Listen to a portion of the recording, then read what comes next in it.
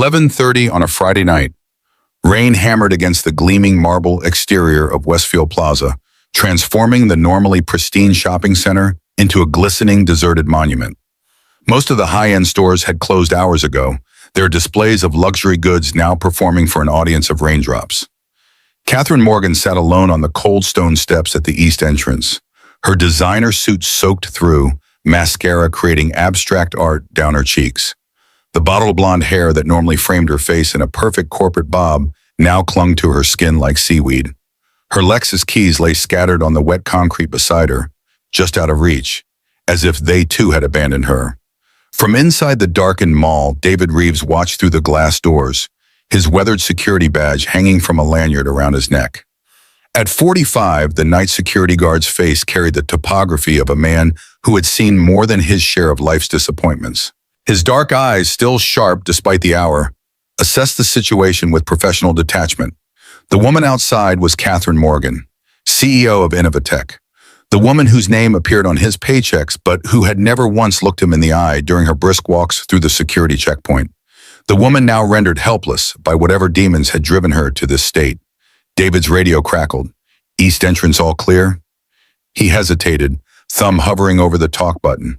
Something about the vulnerability of the moment made him pause. In the harsh fluorescent light of the empty mall, David's reflection stared back at him. A man in a uniform too large for his frame, a ghost walking the corridors of other people's success. East entrance clear, he lied, then switched off the radio. The automatic doors hissed open as David stepped into the downpour. Rain immediately soaked through his uniform, but he barely noticed. Years of standing watch and all weather had made him immune to such discomforts. "Ms. Morgan," he said, his voice carrying over the rainfall, "I can give you a ride home." Catherine looked up, her bloodshot eyes struggling to focus. Recognition failed to register on her face. To her, he was just a uniform, not a person. The thought should have stung, but David was accustomed to invisibility. "My car," she slurred, gesturing vaguely toward the executive parking area. "I need to get home." "You're in no condition to drive," David said firmly. "I finish my shift in 15 minutes. Let me take you home."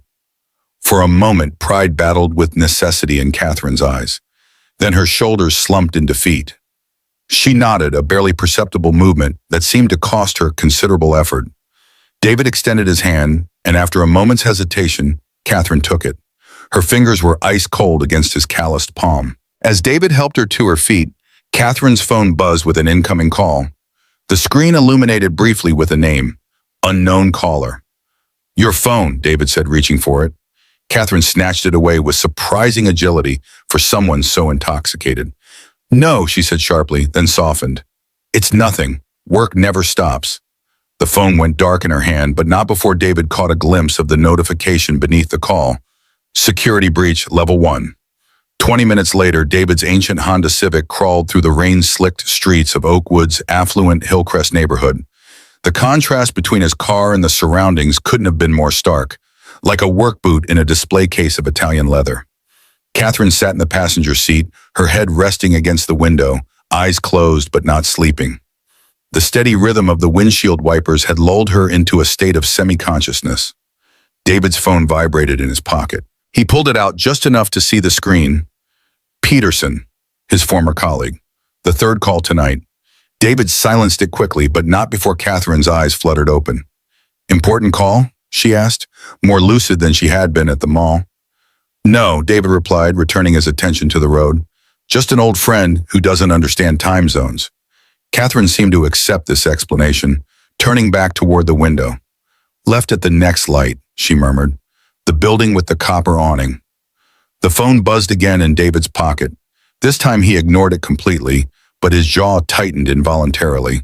Whatever Peterson wanted, it couldn't be good. Not at this hour, not after everything that had happened. As they pulled up to Catherine's building, a gleaming high-rise of glass and steel that probably cost more per square foot than David's entire apartment, she fumbled with her purse. "I should pay you," she said, the words slightly less slurred than before. "For the ride." "That's not necessary," David replied, a hint of offense in his voice. "I'm not a taxi service." Catherine looked at him properly for the first time, her blue eyes clearing as they focused on his face. You work for Innovatech, she said, recognition finally dawning. Security, right? Night security at the plaza, David confirmed, surprised she had made the connection in her state. 18 months now. Something passed across Catherine's face, embarrassment perhaps, at not having recognized one of her own employees. Or maybe it was simply the nausea catching up with her. Thank you, she said, the words coming out stiffly, as if gratitude was an unpracticed muscle. I appreciate your discretion. As she stepped out of the car, Catherine swayed slightly. David moved quickly around the vehicle to steady her, one hand gently gripping her elbow. For a moment, they stood in the rain together, the CEO and the security guard, both equally drenched, equally human. I can make it from here, Catherine insisted, pulling away slightly. David hesitated. Are you sure? Catherine nodded, then reached into her purse and handed him a business card. If you ever need anything, she said, the standard executive line that usually meant nothing. David pocketed the card without looking at it. Good night, Ms. Morgan. As Catherine disappeared through the glass doors of her building, David's phone buzzed a third time. With a sigh, he answered it. Peterson, it's midnight. What do you want? The voice on the other end was urgent, tense. David, they found it. The vulnerability I warned them about. It's worse than we thought. David's blood ran cold. That's not my problem anymore, he said. But even as the words left his mouth, he knew it wasn't true. They're going to exploit it, Peterson continued, his voice dropping to a whisper. And when they do, Innovatech won't be the only one that suffers. David glanced up at Catherine's building, where a light had just come on in a top-floor apartment. I can't get involved, he said firmly. I have Jason to think about. That's exactly why you should care, Peterson replied. This is bigger than corporate espionage now. This is about... David ended the call, his hand trembling slightly. The rain had intensified, drumming against the roof of his car like impatient fingers. He sat there for a long moment, caught between the past he'd left behind and the present he'd carefully constructed, a life held together by routine and necessity. Neither of them could have predicted how that rainy night would unravel everything they thought they knew about each other, or how the words security breach would change both their lives forever. The next Monday morning arrived with the kind of crisp October air that made everything feel possible. David Reeves stood in his tiny kitchen at 5:30 a.m., brewing coffee in a mug decorated with faded Star Wars characters. His apartment was small but meticulously organized, every surface bearing the mark of a man who found comfort in order. His son Jason sat at their second-hand table, already awake and hunched over what looked like a complex diagram drawn on the back of yesterday's newspaper. At 10 years old, Jason had inherited his father's analytical mind and his mother's artistic eye, a combination that produced the intricate schematics now sprawling across the kitchen table. Dad, why don't they make medicine that doesn't taste so bad? Jason asked without looking up from his drawing. I could design a delivery system that targets taste buds differently. David smiled as he watched his son work, a familiar ache spreading through his chest. Jason's intelligence was both a blessing and a constant reminder of what David had sacrificed. The career, the recognition, all the possibilities that had evaporated when he chose his son's welfare over professional vindication. Sometimes the most effective solutions aren't the most pleasant, David replied, setting a glass of water and 2 pills beside Jason's cereal bowl.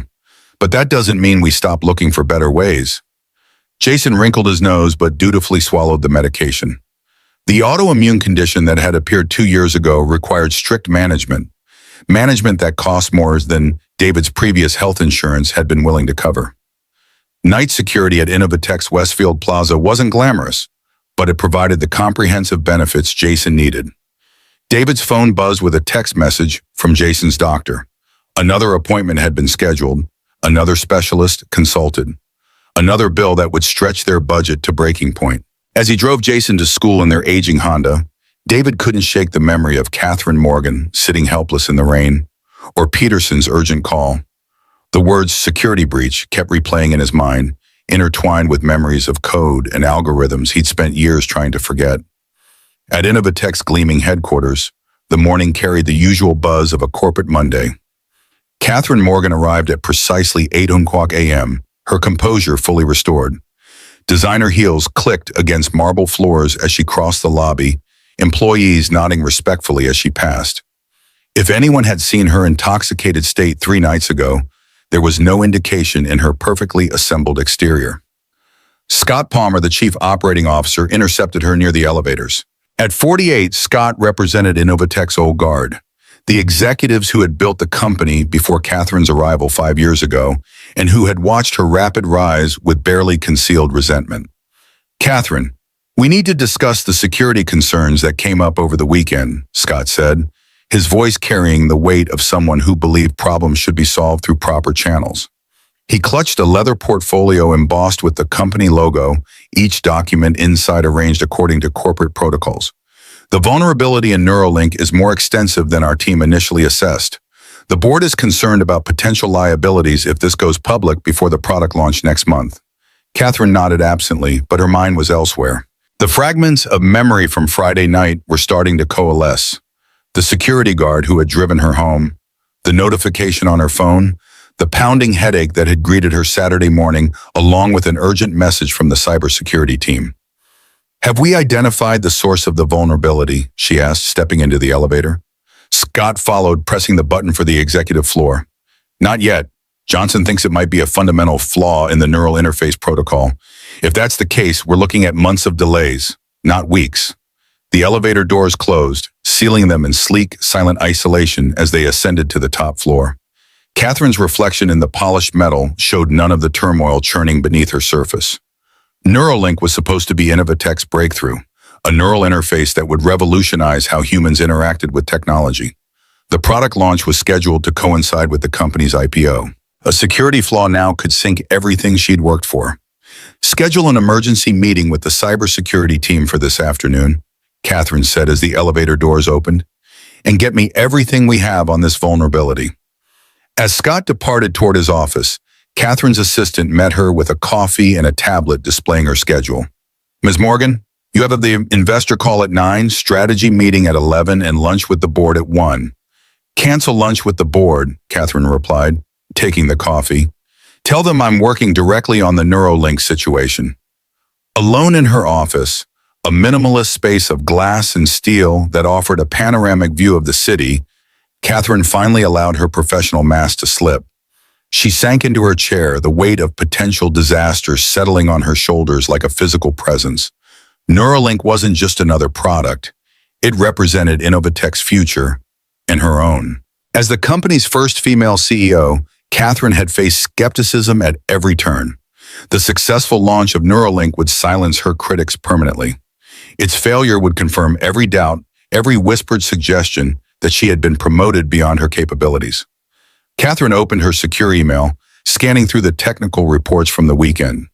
The terminology was dense, filled with jargon that stretched the limits of her technical understanding. But one thing was clear. The vulnerability was severe, potentially allowing unauthorized access to users' neural data. Her phone buzzed with a text from an unknown number. "Check your personal email, by P." Catherine frowned, then opened her personal account on her tablet. A new message waited in her inbox, sent from an anonymous address. The vulnerability in Neuralink was identified 18 months ago by a former employee of Datrix Systems. Innovatech's current security team doesn't have the expertise to fix it before launch. "Find David Reeves, he knows." The name hit Catherine like a physical blow. David Reeves, the security guard from Friday night. The man who had witnessed her at her lowest, most vulnerable moment. With trembling fingers, Catherine pulled up the employee directory, searching for his name. David Reeves, night security, Westfield Plaza location, employed for 18 months. Prior employment history, incomplete. There was something about him that had seemed out of place. The way he had organized her scattered belongings in the car, the careful precision of his movements, the intelligence in his eyes that seemed at odds with his uniform. Catherine picked up her phone and dialed the head of human resources. "I need the complete employment file for David Reeves, night security at Westfield. I want everything, background check, previous employment, education, everything." An hour later, Catherine stared at the file on her desk, pieces falling into place with disturbing clarity. David Reeves, master's degree in computer science from MIT. former lead security architect at Datrix Systems.